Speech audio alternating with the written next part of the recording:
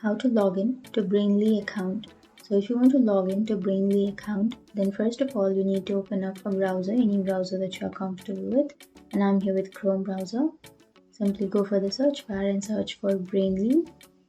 And here you will have this brainly.in on the first search. Click on that and it will take you to the web page. So now we can simply go for a login, which is on the upper right.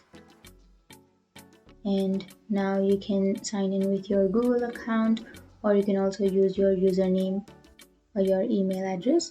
So if you have used your Google account to create your Brainly account, then you can simply go for sign in as Kim, which is your Google account, which might be your Google account. And here, if you don't want to log in with your Google account, then you can enter your username or your email address and then your password of Brainly, and then you can click on login and you will be logged into your account. But if you don't remember the password, then you can simply click on forgot your password and then you can reset or recover your password. So I'll be logging in with my Google account. Choose your Google account,